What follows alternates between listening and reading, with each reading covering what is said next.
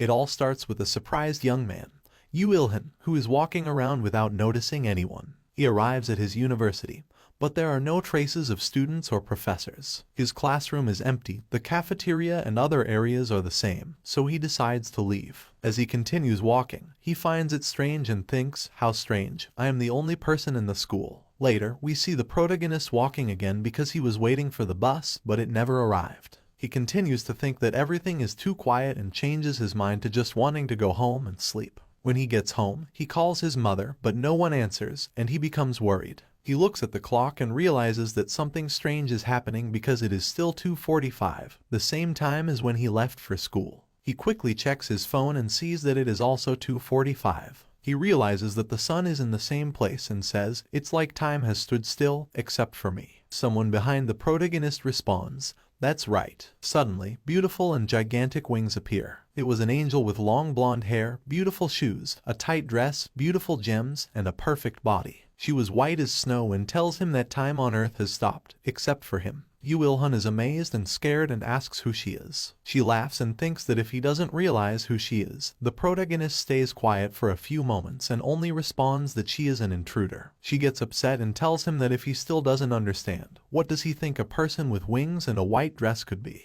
The protagonist thinks for a few moments and responds that she is a cosplayer. She almost loses her patience and clears her throat, telling him that she is an emissary of God, an angel, and her name is Lida. The reason for her presence is that she has come to visit him because he is alone. He has been left behind. When Yu-ilhan hears those words, he puts on an incredulous face and has a flashback. We see him as a child on his first excursion when he is left by the bus. As a teenager, on a training retreat, the bus also leaves him behind. On a high school math field trip, he also misses the bus, and finally, he is late for the university entrance exam. Returning to the present, we see Yu-ilhan lying on the ground, desolate, thinking that he has always been left behind, always forgotten. Lida explains to him with great joy that all humans have been sent to another dimension except for him, Yu-ilhan. With tears in his eyes, he wants to know why this has happened. Lida explains that the Earth is going through a cataclysm. As a teacher, she tells him that a cataclysm means that the Earth has leveled up to the next stage since it has reached the maximum number of experience points,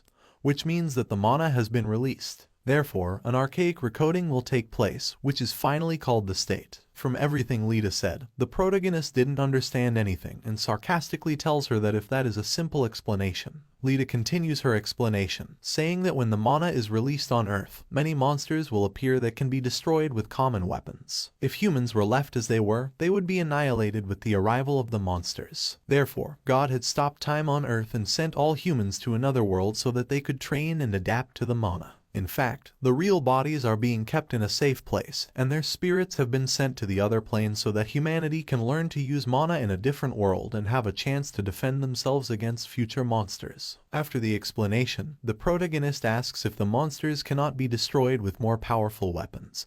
But Lida tells him that the monsters are formed by high-level energy, and not even a nuclear missile can destroy them. For this reason, it was necessary for humans to become stronger. She reminds him that God is a merciful being who has helped humanity learn to use mana, but Yu-ilhan interrupts her and asks what happened to him. Lida simply replies that she thinks there was a mistake. The protagonist tells her to rectify the mistake, but Lida explains that nothing can be done. However, since God is a merciful being and since they have left him behind, he has decided to give him a reward. Yu-ilhan, crying, only explains that what he wants is to be sent to the other plane like the others to learn how to use mana. Lida tells him that it cannot be done and that he will have to wait for the cataclysm to occur. Humanity will take 10 years to return to Earth, but he shouldn't worry because she will take care of his food. Yu-ilhan, still crying like a baby, asks her what he will do alone during that time. Lida tells him not to worry, that he will use that time to train his body to prepare for the cataclysm. Frustrated and crying, he comments that if the cataclysm occurs, what can he do if he doesn't know how to use mana? With great enthusiasm and motivation, Lida tells him that he only needs to prepare himself physically to be stronger. And this is how Yu-ilhan tells us about how he started his solitary life on Earth. It has been 5 years since Lida's conversation with Yu-ilhan,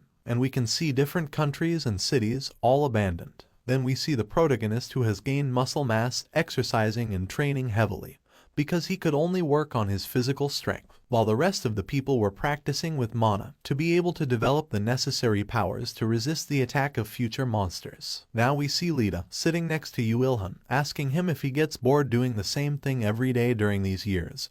He responds while still exercising that he has no other choice, that she had told him to prepare for the worst. Lita realizes that the protagonist's muscles have developed over time. She also sees that his strength has increased and that he is a very patient person. Then she tells Yuilhan that she really thinks he is an extraordinary person who even managed to avoid the eyes of God with his stealth techniques. The protagonist, annoyed, complains that then they left him because of her fault, but Lita just laughs. She was the only person our protagonist could talk to on Earth. She visited him once a week, but she made sure to prepare his delicious meals, which he thought tasted better than his mom's, and every time he finished eating, the dishes magically disappeared. When the protagonist had developed his physical state, he decided to start learning martial arts or using some weapons. Lita asked him how he was going to learn if he was alone. Then he replied that he would learn using the internet. Of course, the question was how there was still electricity and internet if there was no one.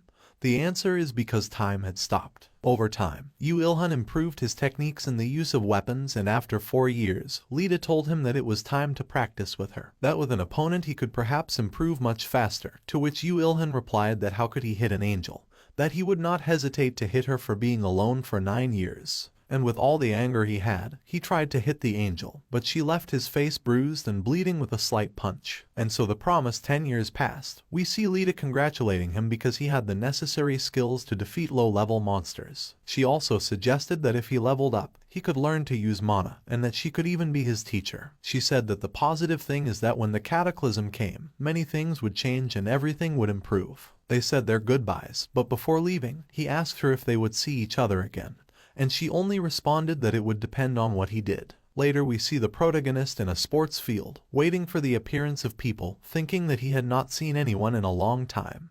He was very nervous and anxious. From the heavens, Lita watched him. While waiting, the protagonist thought only of seeing people again, and that his life would be normal. However, seconds, minutes, hours passed, and no one appeared. The protagonist asked Lita what had happened, why no one had arrived, and she, with a shameful laugh, said that perhaps there had been a mistake. Frustrated, we see the protagonist crying on the ground, inconsolable, thinking that the calculation of time was wrong and that he would have to wait for 10 or 20 more years. Then, giving himself encouragement, the protagonist accepts that he can wait for 10 more years. However, the years passed, 10, 20, until 50 years had passed, but the people never arrived. We see Yuilhan, who has remained ageless, practicing martial arts. Lita congratulates him because he has become much stronger and more skilled than she thought. She sees that he is a bit discouraged and asks him why he feels that way. He explains that he no longer remembers his mother's face and that he is bored of martial arts. Lita explains that he cannot stop practicing because the cataclysm could happen at any moment. She asks him what he plans to do,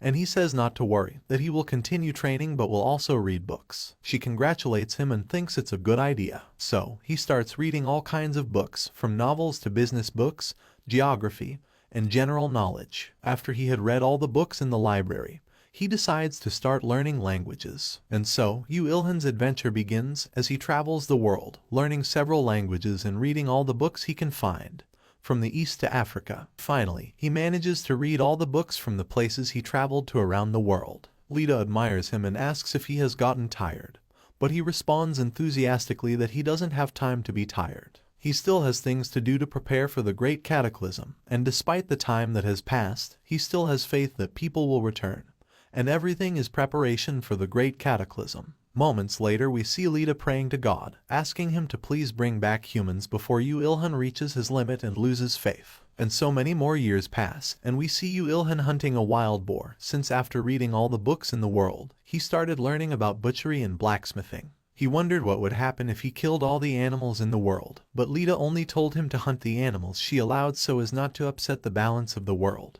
274 years have passed since Yuilhan was left alone. Lita thinks that it is a long time even for an angel, and she is surprised to see how a human has lived so long, preparing for an uncertain future. 300 years have passed, and he has completed his butchery skill. He is now focused on learning and mastering blacksmithing techniques, hitting himself many times and making many weapons that break easily. It took him about 5 years to make his first sword, which turned out to be beautiful but could not cut anything. Lita took that sword as a memento. Over time, he made all kinds of weapons, starting with daggers, spears, swords, axes, and hammers. 50 years have passed, but the protagonist, despite all the time that has passed, does not lose faith and continues to seek to learn new things. 100 years have passed, and finally, he made a perfect spear. Lita, increasingly amazed, saw that despite the time that has passed, Il-hun is a persistent person who does not give up easily. Having mastered butchery and blacksmithing, he decided to return to martial arts, perfecting his technique and increasing his strength even more. Lita thought that 1,000 years had passed and that at some point Il-hun would eventually reach his limit of learning everything. She was worried and thought that he had to experience something. She thought about awakening his feelings, but she felt bad because she thought those were vulgar things. After thinking for a while, she still decided to approach the protagonist, almost kissing him. But he interrupted her, telling her that her sword had been moving very strangely. Suddenly, the sword flew away, and Lita began to chase it, as she considered it a gift from the protagonist, and she couldn't lose it. At the same time, the protagonist's clothes began to change, and he appeared wearing the same clothes he had on when the earth stopped. He realized that everything was returning to the day when the earth stopped. While Lita was trying to catch the sword, she saw that the great cataclysm was beginning. The protagonist's body began to fly in another direction, and Lita was sad because they hadn't been able to say goodbye. She had grown fond of him during these 1,000 years. He was also sad that they hadn't been able to say goodbye and only remembered the first time they met, hoping to see her again. Gradually, humans begin to appear in all the places where they had disappeared, and we see Il-hun, who has a status menu that shows his name, title, strength, health, abilities, and the level he was in. Then he realized that it was a status window, which meant that the day of the great cataclysm had come. All the people who were appearing were seeing their statuses and were very happy to have returned after 10 years. Il-hun realized that no one was reacting to him, and he wondered how it was possible that they didn't see him until he read in his status menu, stealth ability, and got upset, thinking that he was destined to be alone. Feeling frustrated, he decided to go home, but he was happy to see people on the street again after such a long time. When he finally arrived home, he heard a voice calling his name. It was his mom, and he was finally able to see her again after so long. She was very happy and told him how much she had missed him. After a tight hug, they sat down to eat, and Il-hun's dad was in the dining room reading the newspaper. Il-hun thought that everything had returned to the way it was before. The conversation between his parents was about the places they had been, each telling their own experiences and how different it was to control mana. While the protagonist ate, his mom asked him where he had been, and he had a flashback of his training and the good times he had with Lita. Instead, he told her that he didn't remember where he had been. They talked about how to make money using mana since they would pay a lot of money for monster corpses. However, the protagonist interrupted them, saying that he couldn't use mana. His parents only told him not to worry and to focus on his studies. Il-hun was happy that peace had returned to the world. Later, when he went to his room, he saw the last steel sword he had made and thought that when the world reset, his sword would disappear. He realized that Lita had done everything possible to help him keep his spear. When he held it, he made a movement with it, and the spear's menu opened, indicating that the weapon had a unique grade, an attack power of 800, and a durability of 500. It had been granted to him because it was the strongest weapon made by a human without mana. Minutes later, we see the protagonist searching for information on the internet, finding things about what is needed to attack monsters, how to level up, the benefits of leveling up to level 10,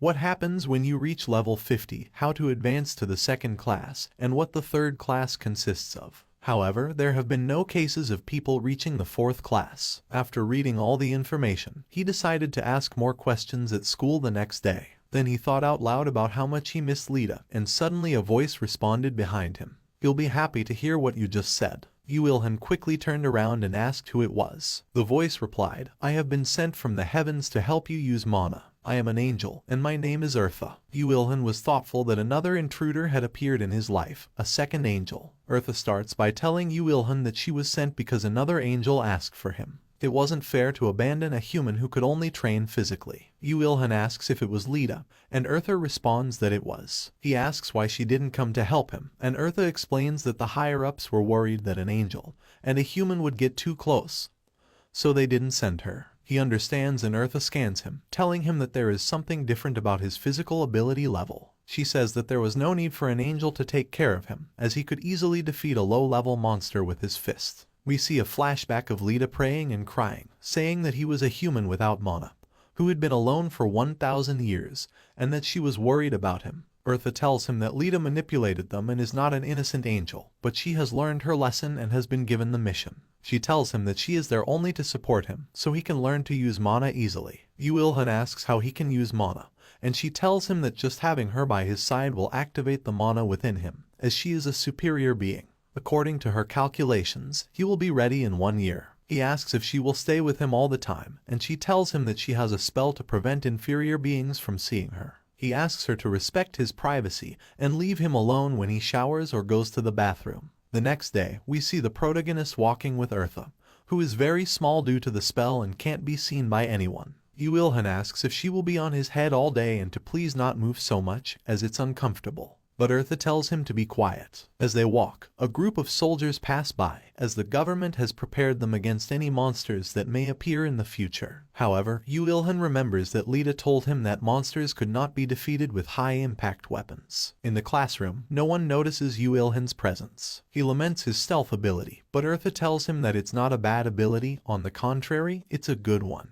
However, Yu-Il-hun believes that it's a skill for losers. Eartha explains that, for example, if you combined all the beings in the classroom, their power would be less than the power of stealth. She emphasizes that despite what he thinks, it's not a bad ability. Yu-Il-hun resigns himself and thinks that at least he can listen to conversations without anyone noticing and gather information. He overhears some classmates talking about a girl named the Empress, and Yu-Il-hun realizes that the Empress was very famous in one of the worlds during the 10 years and was apparently a student at that university. Other students also had a conversation wondering when a dungeon would appear. Our protagonist asks Eartha about what a dungeon is, and she explains that they are traps that God sets by putting food in the dungeons to attract monsters, and once they are there, he blocks them so that they cannot escape. However, depending on their level, some humans can enter and exit if they meet the required level and destroy the monsters. Yu-Il-hun asks why they don't leave the monsters there and solve the problem. Eartha responds that dungeons disappear after a certain time, so the monsters can't stay there. She also explains that some monsters are smarter and don't get trapped in dungeons,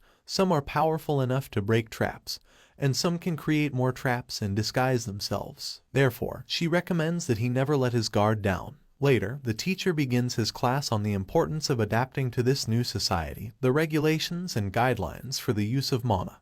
But Yu-Il-hun is bored and thinks that having a degree is not as important as being able to use mana. He is interrupted by Eartha, who tells him that the most efficient way to train mana is by hunting monsters. However, Yu-Il-hun doesn't want to do anything dangerous, but Eartha explains that they are still in the initial phase of the Great Cataclysm, and some monsters are weak, and he needs to hunt many weak monsters to increase his experience and level to train his mana. But Yu-Il-hun explains that he is only level 1 and can't even use mana like others. Eartha tells him that he has a very good physique, even capable of easily defeating level 25 monsters. He is surprised, and she tells him they can test it right now. At that moment, all the classmates are looking out the window at some giant insects outside the school. Eartha tells the protagonist that the tutorial is over and that humanity now has to defend itself. Most people are thinking about what to do, where to go, where the military is to protect them, but in the classroom, all the students are only thinking about running away. Minutes later, everyone runs away scared and leaves the protagonist alone.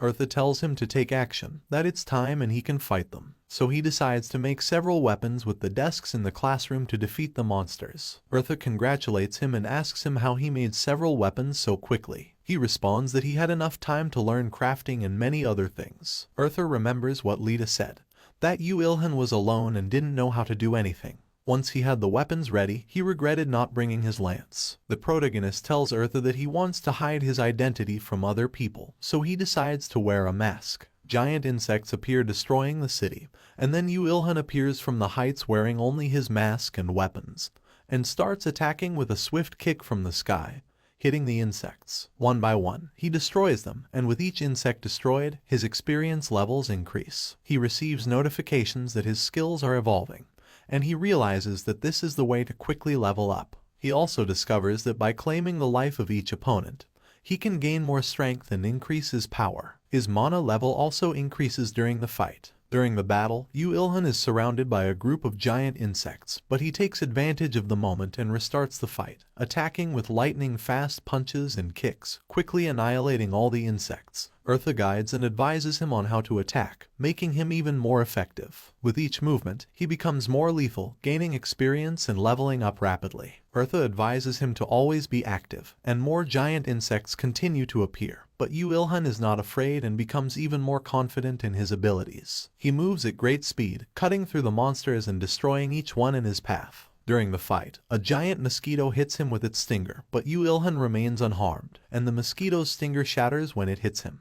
Eartha realizes that the protagonist's skin is tough due to the extreme training he did during all those years, allowing him to surpass the limits of a human. Yu-Il-hun makes a precise strike and annihilates the mosquito. Despite having destroyed several monsters, more reinforcements keep coming, and Eartha warns him to be careful. Yu-Il-hun finds himself surrounded by a large group of insect-like monsters, but with great confidence he takes his weapons and exclaims, "It's time to exterminate bugs." With agile movements and the use of his homemade weapons, he explodes the bugs, gaining experience, endurance, strength, and mana. Later, Yu-Il-hun is surprised by cosmic rays that destroy other insects. When he turns around, he sees a young woman with long hair and a gem on her forehead. She emits these rays with just one hand, and Yu-Il-hun wonders who this unknown woman is and thinks she may be a mage. However, Eartha interrupts him and tells him not to lose concentration and to continue killing the monsters. They destroy the insects between the unknown woman and Yu-Il-hun, and Eartha tells him that the unknown woman has a huge mana level since she can generate lightning attacks very quickly. Finally, Yu-Il-hun annihilates the last monster, which gives him a high level of experience. After the epic battle, people slowly begin to come out of hiding,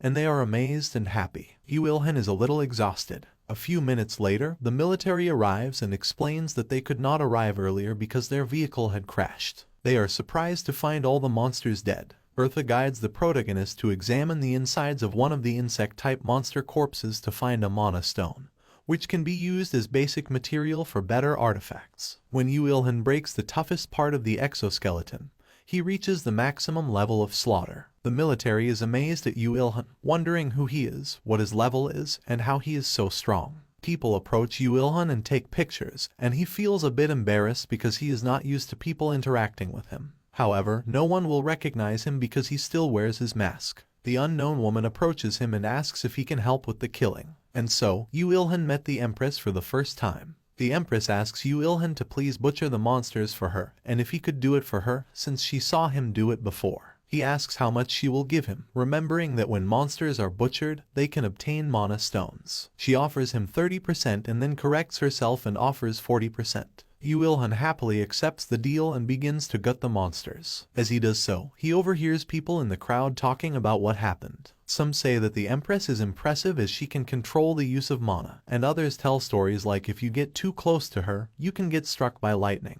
Yu-Il-hun continues to think while hearing people talk about him, saying things like apparently he shoots lightning. And Yu-Il-hun thinks that he does not do that, it was just the Empress. Others say that he killed monsters with his laser sabers, but Yu-Il-hun knows they are just javelins, and he would actually like to have something like that. Some say they saw him using an axe, but the protagonist thinks to himself that it's just javelins and he has them in his hand. After he finishes, Eartha tells him that his stealth ability is great and he can do whatever he wants with the mask, and no one will remember him. He suddenly feels sad and says that he wishes people would at least notice he is there. In one of the monster's entrails, he finds a precious gem and gives it to the Empress. Once he finishes gutting the monsters, he says goodbye. But before leaving, one of the military personnel asks him if he can cooperate. Suddenly, a bolt of lightning strikes this lieutenant, and it was sent by the Empress. Then Yu-Il-hun takes a bag with his obtained gems and decides to leave quickly before things get out of control. However, Eartha explains to him that he shouldn't worry, as his ability to remain unnoticed will keep him safe. In fact, as Yu-Il-hun takes a few steps, people look around surprised, wondering where he went. He tries to signal and greet them, but it doesn't work. His stealth ability works as always, and everyone thinks he quickly fled in a moment of distraction. He insists on trying to get their attention, but it doesn't work. He feels a little sad and confused, torn between wanting recognition and staying unnoticed. Eartha encourages him not to worry. As night falls, we see the protagonist sitting in a park. Eartha asks him what he wants to do, and he responds that he's going to try to make a defensive armor using his intuition. But he considers it a little difficult, so he'll at least make some wrist and knee guards. It's true, Eartha explains, that it's a bit difficult to handle the products obtained from monsters, and it's necessary to find a true master to do it. Yu-ilhan proudly tells her that he's a true master of the earth. Eartha remembers Lita, who cried inconsolably because the protagonist supposedly didn't know how to do anything and begged for mercy. She then exclaims Lita's name. Yu-ilhan, upon hearing her say the name, smiles in embarrassment and asks if she misses her too. Eartha responds that she really does miss her, while also having the image in her head of hanging her for all the lies she has told about Yu-ilhan, as she has been a very manipulative angel. Eartha watches the protagonist as he tries to find a way to make armor, then asks if he knows anything about mana craftsmanship. He replies that he doesn't, but he's very motivated to learn it. He asks her to please teach him this new skill, as he likes learning new abilities. She tells him that she'll teach him, but to take it easy and not put too much pressure on himself. Yu-ilhan feels a little embarrassed for being so intense. The class begins and Eartha explains that mana craftsmanship involves using mana crystals, which are similar to magical stones that allow you to create artifacts that can give special powers to things like armors and weapons, which is related to blacksmithing. Yu-ilhan interrupts Eartha, asking her to teach him faster. As he's very intense, she slaps him to calm him down. The class continues, and Eartha explains that to begin with, in mana craftsmanship, you need to prepare the materials and the magic stones to create armor or mana crystals with properties similar to stones. Yu-ilhan asks her how to do that, and she gives him an example. For something like a dragon's heart, you place the magic stone next to you and synchronize with it while creating the equipment. Once finished, grind the magic stone finely and rub it over the surface of the gear. That's the basic way, which will improve the performance of the weapon or gear. But above the basic way, there's the applied way of mana craftsmanship that grants additional special abilities. She concludes by telling him that the applied way is very difficult, and he won't be able to do it with his current mana. As Yu-ilhan is known for being constant and persevering, he asks Eartha to explain it to him anyway. Despite his stubbornness, she agrees and tells him that to grant special abilities, a master must know how to control mana. Additionally, if they consume mana or magic stones, they could create the desired equipment with abilities like ice or fire. The quality of the stones, the master's mana, and their will are all important when granting abilities. The protagonist thinks about everything Eartha has explained to him and decides to start since he hasn't tried it before. He quickly creates some protectors, then starts to release the ground magic stone dust. Eartha is surprised at how quickly Yu-ilhan learns and thinks that he could develop great power. She congratulates him for building a defensive armor and asks him what he'll do next. He replies that he's not finished yet, that he still has one magic stone. He concentrates and tries to use the mana from the magic stone, and for a moment, a praying mantis scythe appears. But as he doesn't have enough mana, the stone begins to break. Eartha realizes that he almost succeeded and gives him some of her mana. A beautiful stone forms in Yu-ilhan's palm and begins to shine more and more as seconds pass. Eartha thinks he has failed, but we see that he slowly managed to fuse the mantis scythe ability to his wrist protector. Eartha is surprised but congratulates him since he succeeded on his first try and only with a little help of mana she gave him. She asks him what he'll do next, and he replies that he'll run away since, during the weapon creation process, he broke one of the swings. At another time, a reporter appears on television talking in the news about the two people who disappeared after the monster attack. It can be seen that they are the Empress and Yu-ilhan. It's also said that the government is in the process of searching for these citizens with abilities to form a team. The protagonist's mom is worried and tells him to please stay at home. He tells her not to worry, that he's only going to school. However, his mom is concerned and tells him that there are many monsters, that it's very dangerous. Yu-ilhan tells her not to worry, that if he sees anything, he'll run away. His mother is a little more at ease and tells him it's okay, but to be careful. Finally, he says goodbye and tells her he's going to school. Once he's on the street, he feels more comfortable that he's not locked up in his house, but he's a bit uncomfortable that his mom is worrying about him. Eartha, on the other hand, explains that this is a skill that mothers have to worry about their children. She even gives an example that there are penguin moms that can detect their babies crying from a distance, and that's a useful skill for survival. Yu-ilhan, on the other hand, makes a face as he thinks it would be traumatic if his own mom couldn't find him, which had happened with God, who couldn't find him. To change the subject, Eartha talks about what they saw in the news and wants to know what he thinks about the government creating a unit of ability users. The protagonist replies that he's not interested, that his family comes first, and he doesn't trust working with the government. She doesn't criticize him. As they keep walking, he tells her that he wants to see the Empress again.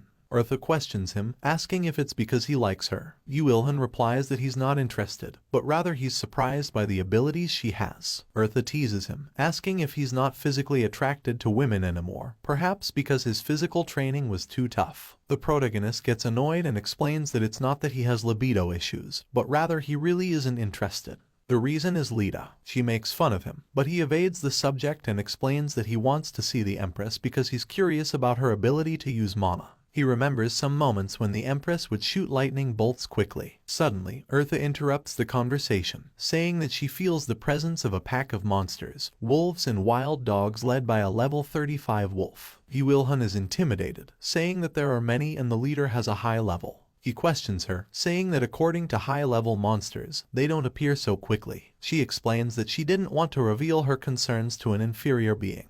The protagonist remembers Lita and establishes the comparison, knowing that Eartha gives the impression of establishing a line between superior and inferior beings, whereas Lita was loving, and he misses her. Eartha interrupts his thoughts and is honest with him, saying that the Earth is not in a normal state and she needs his help. Later we see the protagonist heading towards the site where the pack of wolves is located. Along the way, Eartha explains to him that God transported all of humanity before the Great Cataclysm and sent them to train in using mana. However, he left the animals on Earth, thinking that they would be fine for the planned 10 years. But due to an unknown error, the flow of time on Earth was distorted, and the 10 years in other worlds became 1,000 years on Earth. Yu-ilhan is surprised to learn that he spent so much time only in the company of Lita. Continuing with the explanation.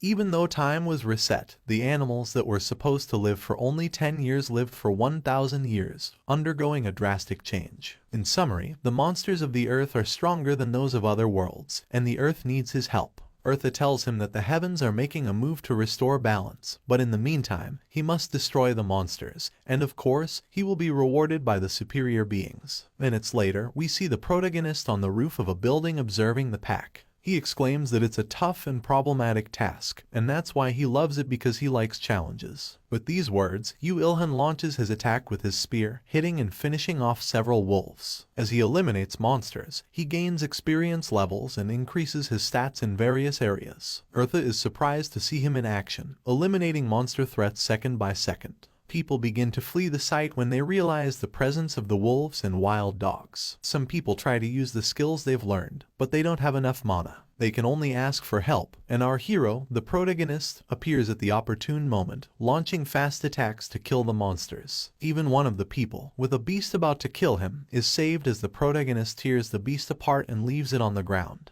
The notifications arrive to the protagonist, who must choose a class in order to continue leveling up. At the same time, people recognize him as the masked man who was involved in the previous incident. Eartha congratulates him, telling him that he already has fans. Without paying much attention, he continues to eliminate the fierce beasts. During the battles, he realizes that he is not leveling up because he has not selected a class. Before he can understand the message, one of the wolves lets out a powerful howl, and quickly Yu-ilhan finds himself surrounded by several wolves armed only with his spear. Without much thought, he decides to advance towards the beasts, leaving a trail of blood as he beheads them one by one. With each kill, he gains more experience and becomes stronger, and he emerges victorious and unscathed. The people who are watching are amazed by his feats, but they do not notice that a wolf is heading towards them with a person in its claws. The audience waits to see what the protagonist will do, and with a swift movement, he beheads the wolf, freeing the hostage and gaining more experience. Minutes later, he decides to drop his spear as part of a plan to make the beasts think he has lost it.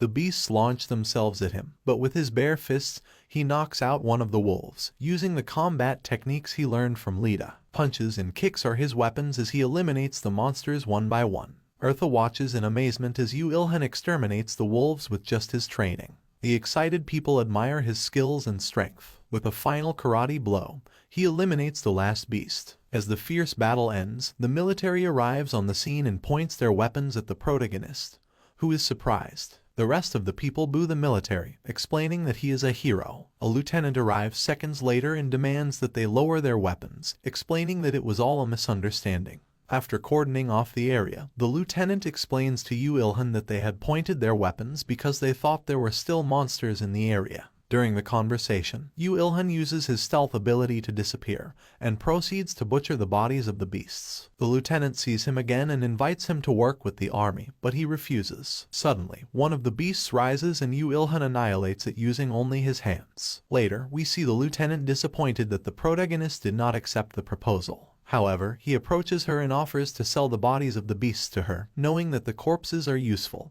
and that he could make some money. Later, the lieutenant receives a call from her superiors, ordering her to bring Yu Ilhan in. She explains that he does not want to come, but they insist that she must use any means necessary to capture him. After the call ends, Yu Ilhan appears, requesting that the money be paid in cash. He also finds some mana stone crops and asks Eartha if he can eat them, but she warns him that it could be very dangerous. Later, the lieutenant appears with a large sum of money in a briefcase. Eartha suggests that it is too much money and that they only want to establish an alliance with him. After handing over the money, the lieutenant tries to seduce him, but he ignores her. To divert attention, the protagonist presses a button and many flashlights go off, allowing him to escape stealthily. While walking, Eartha tells him that there is one more day before the heavens begin to investigate properly. The protagonist leaves, meditating that his day has just begun and it will probably be very long. A few blocks later, we see Yu Ilhan checking the options menu to choose and gain his first class. Among the options he sees are Lancer, Fighter, Swordsman, Blacksmith, Squire, Hunter, and even Assassin. He has 23 options in total. Among all these options, the protagonist asks Eartha if she has any recommendations. After a pause, she recommends that he become a Lancer since he can use his spear, or a Fighter since he has trained in both skills. The protagonist remembers when he was training with Lita, and she recommended that he start with spears. He has a flashback in which he remembers every time he fought with Lita and ended up getting beaten up, but she congratulated him for lasting at least 3 minutes. Now he is grateful for all the beatings he received from Lita because they made him stronger. However, Eartha explains that he doesn't need to worry about the choice, as he can obtain second and third classes as he levels up. The protagonist becomes frustrated because he didn't read that kind of information on the internet, but she simply responds that social media is a waste of time. After much deliberation, the protagonist finally chooses the Lancer option, as he believes it will give him better destructive power. Eartha congratulates him on his choice, suggesting that he will be able to create better spears as he finds different materials. After the selection, Yu Ilhan asks Eartha what Fuzzy Lancer means. She explains that it is a modification since it is a unique type of work. He asks her what she means by unique work, and she replies that it means it is a class only for one person, and depends on all the paths and experiences they have gone through, and the records obtained from all battles, unlocking that unique type of class. Eartha, annoyed, tells him to choose it without hesitation, as having a unique job means being specialized to be the best, and has higher requirements to level up than other jobs, but it is worth it. Yu Ilhan is convinced and selects the option, and the menu notifies him that he has become a Fuzzy Lancer, increasing his attack power by 10% and other skills that have also been increased. After reading all the benefits received from the chosen class, he notices an option that says Bloody Lancer and wonders why he didn't choose that option and why he ended up with a Fuzzy Lancer. While discussing with Eartha which option he should have chosen, his body begins to transform and gain more muscle mass, transforming his body. Eartha explains that his body has been strengthened because he gained his first class, and once he has chosen a type of class, he cannot go back. He also asks if he gained any abilities, but he replies that he did not. She reassures him, explaining that most people don't gain abilities at first, but possibly when he does his first and second job, the records accumulate, providing him with a very strong ability in his third job. Eartha silently reflects on the reasons why he may not have received abilities, concluding that possibly in his third job, he will gain an extraordinary ability. After the conversation and choice, she tells him that it's time to search for monsters and not to worry about the briefcase as she placed an invisibility spell on it. She explains that he should only hunt monsters in his area, and that there are other representatives like him. While they are running, he asks if the Empress was a representative, to which Eartha replies that of course she was, and that he should actually focus on having more jobs than the other representatives to obtain greater rewards. Why in fear for their lives? Next, we see the protagonist attacking the bear with continuous cuts in different parts of its body, and although the bear tries to attack him, Yu Ilhan skillfully dodges its claws with his agile movements. After a moment, the protagonist tries to maximize the potential of his lance, remembering his training with Lita, in which she explained that he should concentrate on focusing all his weight on a single point, without thinking. He practiced so much that he managed to cut a strand of Lita's hair, which was a great achievement against an angel. Having remembered, Yu-Ilhan focused on concentrating on one point and launched himself at the beast, focusing on its skull as his chosen point to apply all the power he had. He was able to violently impact the bear and tear its head apart, causing blood to splatter everywhere, and thus the bear fell annihilated on the ground, allowing him to gain a large amount of experience and acquire many benefits, including the critical hit ability. The protagonist is satisfied that his lance withstood the attack and decides to celebrate by starting to check the creature's parts to see what he could find.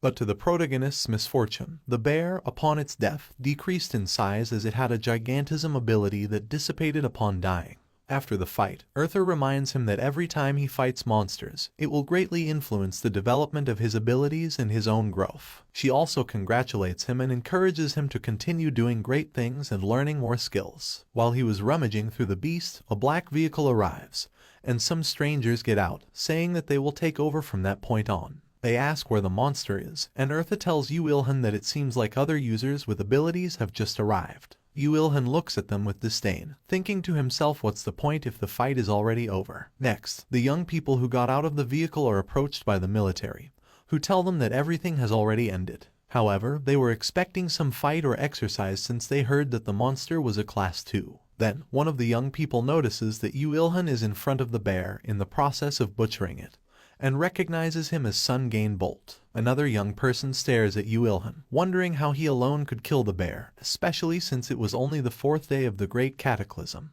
The group of young people approaches to congratulate the protagonist and ask him various questions, but he doesn't answer or want to talk to anyone. One of them gets upset, but another calms him down, saying that Yu-Ilhan probably didn't want to talk to them. Finally, one of the military personnel approaches one of them, telling them that they have work elsewhere, and asking for their support. Yu-Ilhan continues with the butchery without paying much attention, but one of them approaches to greet him, introducing himself as Dui-Yu-Joon and extending his hand. Yu-Ilhan ignores him at first, but they start a conversation about the importance of being the strongest, and a debate ensues, with both giving their own point of view. Finally, the protagonist concludes the conversation by telling him that he shouldn't try to be better than anyone else, but only to be the best version of himself. A few moments later, the protagonist couldn't find any magic stones but instead obtained a significant amount of leather from the beast's skin. Then, a military officer approached him and, after giving him a talk, recommended an application that allowed him to see on a map where monsters appeared. Skeptical, Yu-Ilhan asked why the officer was providing him with this information,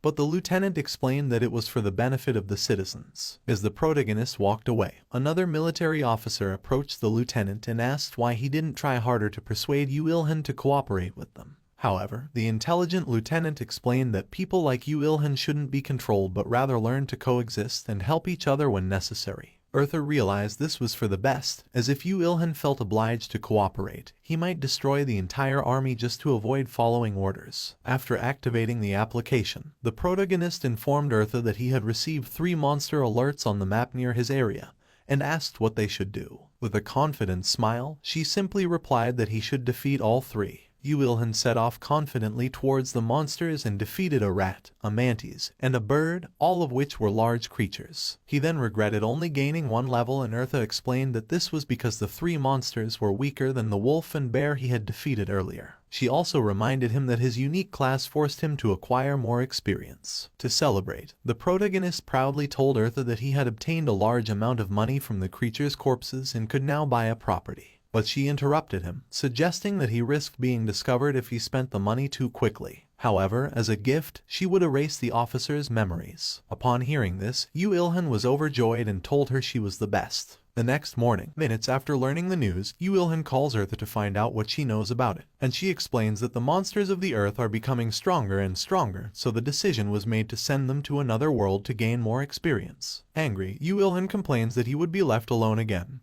and she sarcastically responds that he has been alone from the beginning, so what's the difference? He then thinks about the questions his mother will ask him, but Eartha advises him to simply say that there is nothing for him to learn there. She expresses her sympathy for his situation, and he asks if he can go to the other world. She replies that it's not impossible, but he would have to become a higher being. If he can achieve that, he could go to the other world and even to the heavens, since he would be at the same level as the angels. Thinking about this possibility, he wonders if he could see Lita again. Eartha thinks it seems like Lita and Yu Ilhan have a long-distance relationship. She explains that he must train very hard for this to happen, but it could last at least a millennium. With the tenacity that characterizes him, he says he can easily wait that long. Minutes later, it is broadcasted on television that the government has declared a state of emergency, so all schools and businesses will be closed, and people will have to stay in their homes so that the military can hunt down the monsters with the least number of casualties. Then, Yu Ilhan advises his parents to go to the other world, as monsters will continue to appear,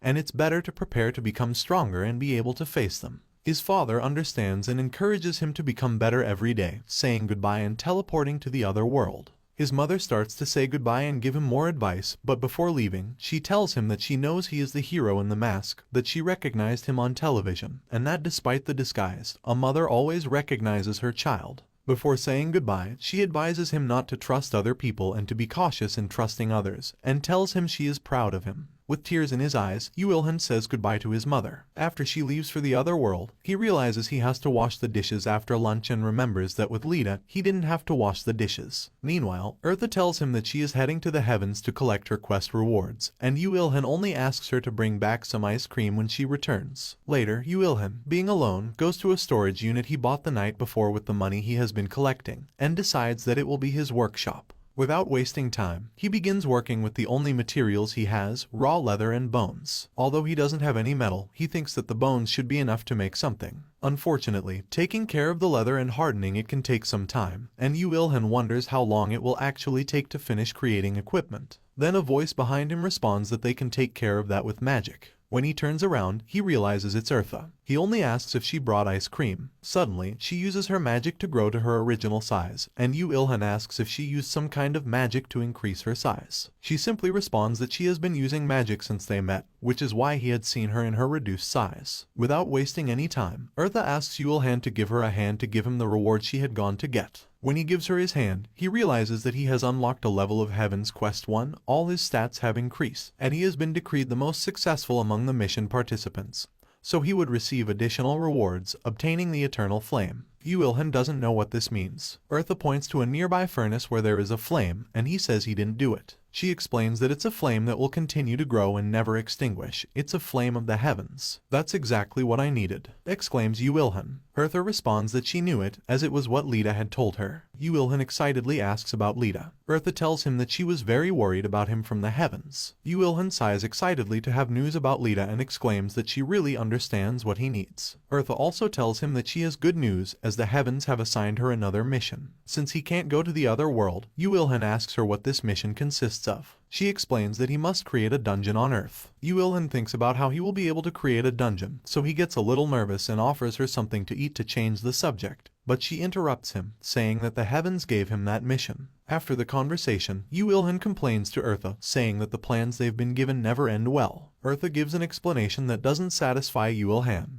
and after discussing the matter, she explains that he has developed amazing skills in tool forging during his training, which is why he is the only person capable of building a dungeon on Earth and why he has been chosen. Yu Ilhan gets upset, saying that he doesn't want to do the mission. However, he realizes that she is flattering him, which is very suspicious, so he accuses her of saying positive things about him because she knows it's an extremely difficult task. She tells him that they all win, they follow orders, and he gets the reward for his efforts. Yu Ilhan asks what happens if he doesn't do the task, and Eartha responds that the monsters will have nowhere to go and humanity will suffer as a result. Resigned, Yu Ilhan is given the plans, a series of magic stones, and 3 strange metals that are only used by higher beings and are not available on Earth. Eartha tells him he can use the tools she has brought him, and Yu Ilhan is very happy and excited to be able to use them. But Eartha clarifies that he must return the tools once the mission is over, as it is only a loan. Yu Ilhan starts examining the tools, trying to figure out how to use them correctly, but Eartha interrupts him, indicating that he only needs to create magic tools to attract the monsters. She shows him the plan for creating the Trap of Perdition, knowing it won't be easy, but also knowing he will have an excellent reward.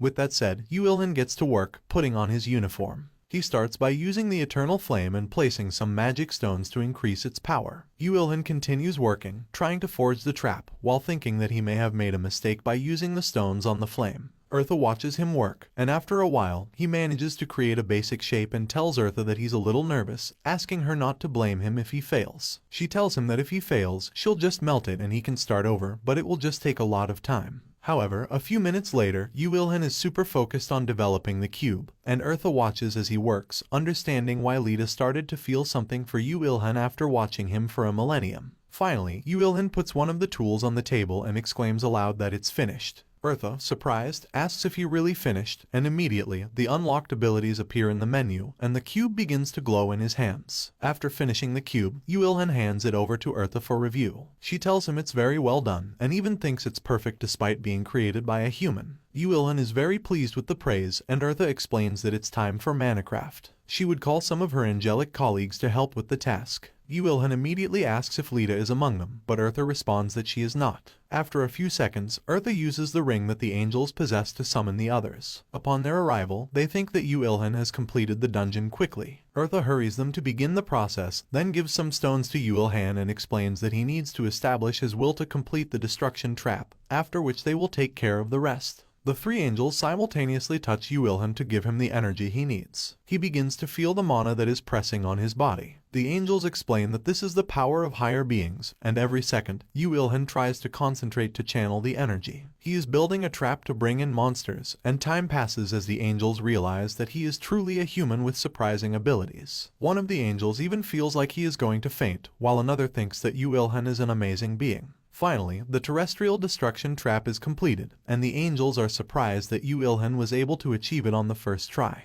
They thought he would fail several times, even though the alpha and beta options were added to the trap. Yu-Il-hun asks what these options are, and Eartha explains that they are additional properties that result from the Manacraft smith's work and appear at random depending on the luck of the materials and the artisan's skills. This is unusual, especially for them to be attached to the first work. The angels congratulate him on his achievement and tell him that it's time to set up the dungeon. Eartha asks if he wants to see the trap's activation, and Yu-Il-hun happily accepts the invitation. Moments later, we see the angels flying and carrying Yu-Il-hun as they head to the site. They make certain jokes, reminding him that he was the only one forgotten by the gods, which he doesn't find very funny. Upon arriving at the designated location, Eartha takes the cube and throws it into the air. Yu-Il-hun asks what has happened, and one of the angels responds not to worry, as it's part of the plan. In another location, we see the military amazed as some of the monsters they are attacking begin to change their behavior. Some stop moving, and others change direction.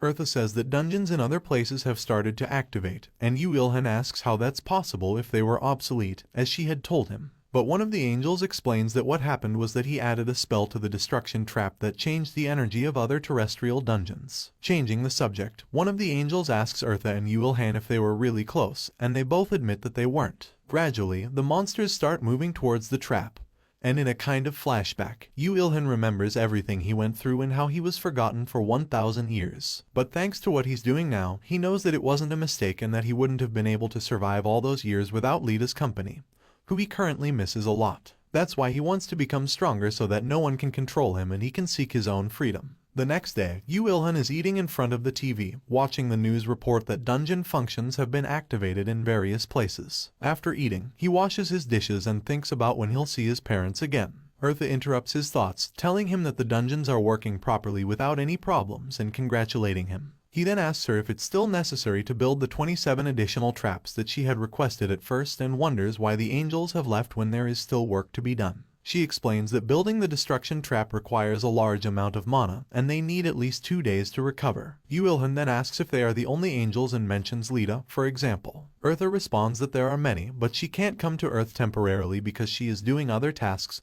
to ensure things run smoothly. Disappointed, Yu-Il-hun laments that she can't come, and after the conversation ends, he decides to go to the workshop to start with the foundations. And so they walk and talk about different topics until they finally reach Yu-Il-hun's workshop. He prepares to make some traps for the next day, and before he begins, Eartha congratulates him on the results he has achieved and gives him a compensatory gift. She also assures him that when she gives him the gift, he won't have time to make the traps. He wonders what the gift could be until she shows him the cured leather of the monster that he didn't know how long would last. He was delighted with the gift, and she was satisfied with the gift she had given him. Yu-Il-hun begins by making some gloves and boots, and with each modification he makes to the suit, he unlocks new abilities and develops new alternatives to optimize the armor. Eartha watches him in amazement as he excellently handles strengthening techniques. Then he uses the bear skin to create armor, and a day passes while Yu-Il-hun continues to work. Eartha suggests he rest, but he tells her he's not tired and that he's almost done. She stays by his side watching his progress, and then Yu-Ilhan manages to unlock the power of defense and durability in the armor. He is very happy with the work he has done, but he still has some bones left as material, and he decides to add them to the suit, unlocking hidden functions such as releasing sharp spikes as a means of counterattack if he receives damage, like a porcupine. Eartha remembers that one of her bracelet's weapons looked like a retractable manticlaw, so she asks him why he likes to hide jumping blades. Yu-Ilhan just replies that he likes it because he's a man.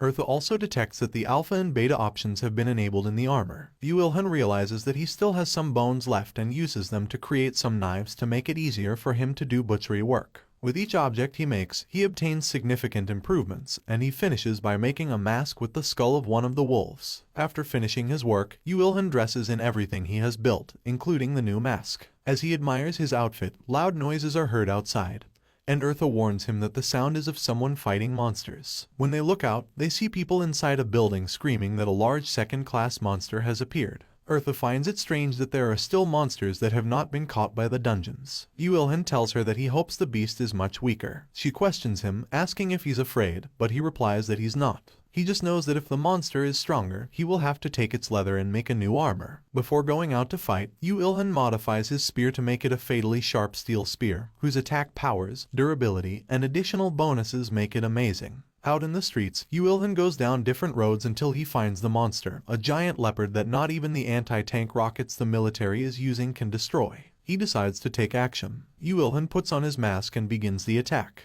Eartha realizes that the leopard is much stronger than the bear. While Yu-Ilhan approaches the beast, one of the military tanks fires a missile that hits the animal's face. They think it was a successful shot, but it didn't hurt the beast at all. The leopard heads towards the tank and is about to bite it when Yu-Ilhan appears from the air, wielding his spear and aiming directly for the jaguar's eye, which he hits with a critical blow. All the people in the audience begin to celebrate that Sungai and Bolt did not abandon them and are happy that he did not go to the other world. The leopard, injured in one eye, is still alive. The military fires and uses all their armaments, but the leopard resists without much difficulty. The monster throws a tank in the air, but Yu-Ilhan, with a swift movement, manages to rescue the soldiers who were operating it, leaving them in a safe place. Yu-Ilhan then stands in front of the giant beast, and Eartha warns him to be very careful because the leopard has detected him, and his stealth ability won't work. But Yu-Ilhan, with his increased confidence, tells her not to worry. He knows he can defeat the opponent by fighting head-on. But together before starting the attack, the military intervenes and begins shooting at the beast. The people around also want to help Yu-Ilhan, but suddenly a lightning bolt strikes the beast from the sky.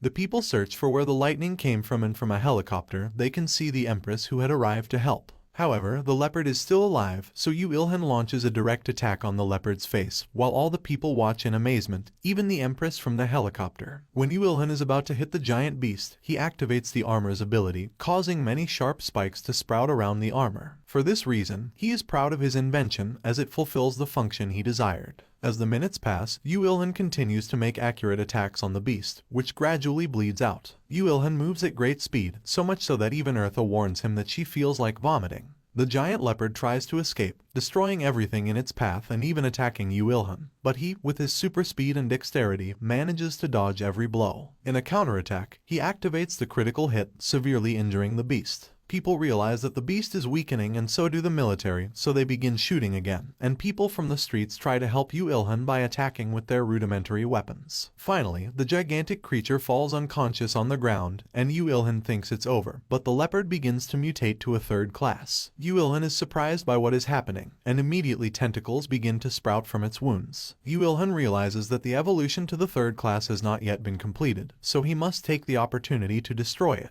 Timely, a lightning bolt strikes the beast, sent by the Empress who is trying to help Yu-Ilhan. She explains that the attacks will not be enough because the level of the beast is very high, and no matter how many cuts they make, tentacles keep coming out. They must do as much damage as possible so that it cannot regenerate. The Empress shouts that she has buff magic. He asks her what the buff consists of, and she only says that if she uses it, her mana will be depleted, but he can take advantage of it to do more damage. Therefore, she will transfer it to him, and with that power, he can finish off the beast. She jumps from the helicopter without thinking and lands where Yu-Ilhan is. She explains that she must be in physical contact to give him the buff, and once transmitted, she won't be of much help, so she entrusts her life to him. And so, the Empress begins the process, and Yu Ilhan begins to acquire abilities that increase his attack power, movement speed, and critical hit probability by 50% for only 30 seconds. But after the effect ends, all his abilities will be reduced by half for 3 minutes. Eartha wonders how a human can retain mana to be able to attack and have a buff, while Yu Ilhan begins to feel the energy and the improvements. The Empress warns him that if he fails to kill the beast, the military will use missiles that could cause significant casualties and damage. With all the power given to him by the Empress, Yu Ilhan manages to deliver a critical hit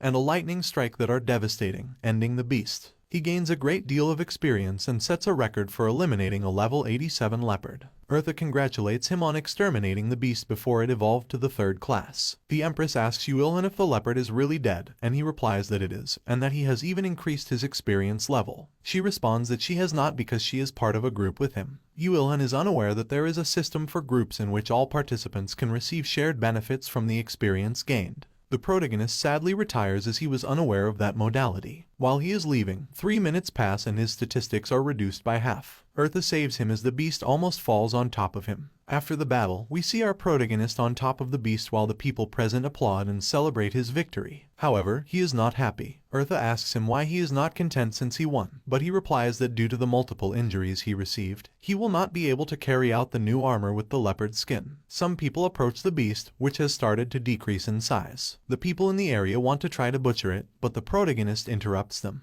The Empress approaches, and he asks her what the percentage will be. She replies that 60% is for him, 20% is for her, and 20% is for the rest of the people. Since the protagonist already knows his commission, he jumps and breaks the leopard's head, obtaining a 2nd-class mana stone. Once obtained, he asks the Empress how much it could be worth, and she responds that it is equivalent to the agreed-upon 60%. But the rest of the people do not agree, as they consider that they also helped. So, as everyone complains, an idea occurs to him to follow his mother's advice to resolve conflicts with fists and not words. He faces the public and tells them that if he does not receive his agreed commission, there will be many problems. Everyone feels embarrassed and intimidated and tells him to keep the stone. A few moments later, the Empress approaches our protagonist and proposes a deal. If he can butcher the beast, she will give him an additional 40% of the leather. He immediately accepts, and when he finishes, the Empress calls to arrange transportation for the materials obtained. Then, the people timidly approach him and ask for his help in distributing their share. Eartha tells the protagonist that humans are hopeless. First, they complained when he took the mana stone, and now they ask for his help. To avoid having to help them, the protagonist asks for 50%. They become upset because he did the same thing for the Empress for only 40%, but they agree anyway. During the process, they only complain that the measurements are not equal and that the size looks different. Our obstinate protagonist runs away from the place. However, he is detected by the Empress, who despite his stealth ability, tells him that she wants to form a group with him. She says she has not seen another companion like him and that he is not so weak, so she will stay on Earth to carry out difficult missions. She gives him a card with her contact information and says goodbye. Our protagonist checks the card and reads Kang Mirae, which is the Empress's real name, but he ignores it as he has no intention of calling her. Another day, we see our protagonist in his workshop, making new cubes. When he finishes the 5th cube, Eartha tells him that she is worried about what is happening on Earth, as a monster was almost evolving to the 3rd class. But he replies, asking her to ask God. With every comment she makes, he responds to ask God. She complains that he is too calm, despite it being a serious problem, as very few people have barely reached the 1st class level, and now monsters of the 3rd class are starting to appear. She continues explaining that the balance of power is currently tilted towards the monsters, and although humans are increasing their power in other worlds, monsters evolve at a faster rate. But our protagonist responds that it's not that he is calm, but that he can't do anything about it. He also asks her what has happened in other countries, and she responds that South Korea is the only place where monsters have started to evolve to the 3rd class. After that conversation, the protagonist suggests that they may have evolved due to the destruction trap. Eartha thinks that maybe the trap could have been the cause of the monsters feeling the threat, generating an escape and awakening. In summary, monsters are trapped before they awaken, and their evolution occurs in the dungeons. With the crossing of species, new and dangerous beasts can appear, and they can even evolve when they devour each other. The protagonist thinks that it's worse to have them trapped, but Eartha explains that if they were free, they would eat humans instead of other monsters, but that most monsters don't usually fight among themselves, which is why their growth slows down. Our protagonist worries and decides to continue making a destruction trap. Eartha realizes that our protagonist always wants to be doing new things. She knows that being alone for 1,000 years, with the world paralyzed, He became addicted to new experiences and knowledge stimulation. That's why she feels a bit of empathy and motivates him to become stronger so that he can experience things infinitely. At night, the angels return as they had recovered their mana after completing the destruction traps. The angels went to do dungeons in other countries, although the protagonist doesn't know which countries they are heading to. He just hopes that no dangerous monsters appear there. Eartha reassures him, telling him that if a Class 3 monster appears, it won't be his fault. On the contrary, he is doing important work, normalizing Earth's dungeons. He thanks her for her concern and tells her that he is very tired. She tells him to go rest. Hey, if you are enjoying the video, don't forget to subscribe, leave a like, and hit the notification bell so you get alerted when we upload new videos. When our protagonist arrives home, he gets out of the shower, and upon seeing himself in the mirror, he notices that his body has become bigger with more muscle. Eartha responds with irony, asking if he had only just noticed. As he levels up, he will continue to grow. He tells her that even his face has become more handsome, but Eartha responds that for a superior being, his face is common, but by human standards, he may have become more attractive. Then, the protagonist begins posing like a model in front of her, but she just yells at him for not letting her watch TV. He laughs and tells her he is going to sleep, and she stays behind, eating a bag of potato chips, thinking about what is really inside the protagonist. The next morning, our protagonist receives a notification that he has reached the maximum rest level. Eartha comes in shouting, asking how it's possible that he learned the rest skill, as it's a skill of higher beings and even she hasn't mastered it yet. He explains to her that during the millennium he was alone.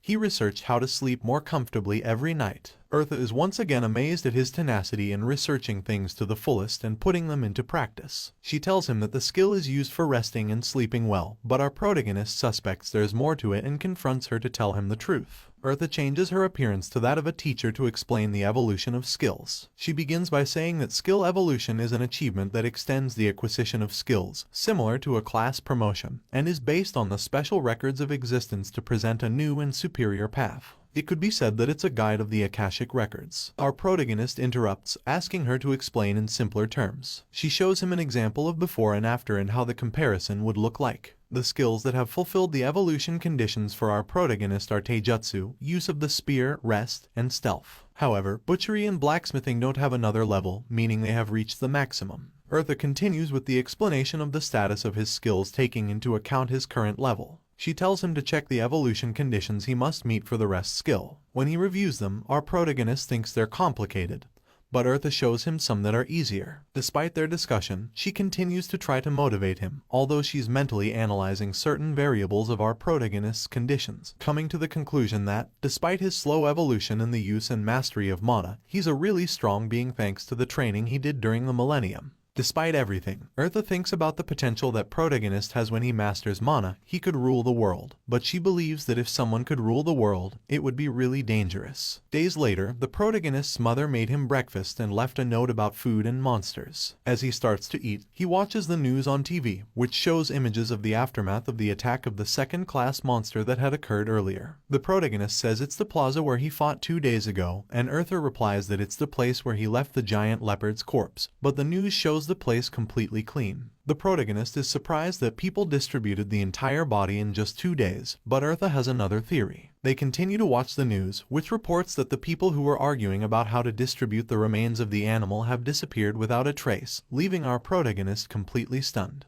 The reporter also states that some people think that one of the dungeons was opened and devoured them all together, which makes the protagonist anxious, thinking that it could really have been one of the dungeons. Eartha and the protagonist try to explain what could have happened. First, the giant leopard was definitely dead, and the protagonist had even extracted its mana stone. Eartha explains that maybe the monster was pregnant, trying to recall the moment. The protagonist thinks he may have seen a black-furred leopard for a moment and regrets not properly dismantling the body, which would have prevented anything from happening. Eartha corrects him, saying that it was the humans' greed that was to blame, as they were only concerned with claiming their share and didn't let him do his job. But he feels guilty, thinking that many people died because of him, some of whom he helped and others who believed in him. Eartha looks at him sadly as she sees him feeling down. Then the protagonist explains why the monster fought so hard, as it wanted to hide the existence of the creature. Eartha accepts that possibility and adds that perhaps the offspring has the ability of stealth. As they continue to talk and try to analyze what might have happened, they speculate that perhaps the people arguing over the loot were not paying attention to the mother's corpse, and when the offspring was born, it devoured them. After much thought, the protagonist tells Eartha that it may be time for the first third-class creature, and taking into account the creature's stealth ability, Eartha has no doubt. Our protagonist decides not to wait any longer and decides to take action, knowing that he will have a worthy opponent who, like him, has stealth abilities but surely has weaknesses such as little strength or defense. He quickly dresses to leave and, just in case, decides to call upon the EMPRATRIZ for support. Eartha recommends that he not call her from his mobile device to avoid being identified, so he accepts the suggestion and calls her from a phone booth. When he calls, the EMPRATRIZ only recognizes that it is a public phone number. When our protagonist answers and greets her, she does not recognize his voice and asks who he is. Not knowing what to say, he first thinks to say SUNGAI and Bolt, the nickname given to him by the other people. Then she recognizes him and asks him the reason for his call, and he explains that it's related to the news and that there's a new and very strong monster with stealth ability. That's all for today's video. If you liked it, don't forget to leave a like and subscribe to see more content. Goodbye and see you in the next video.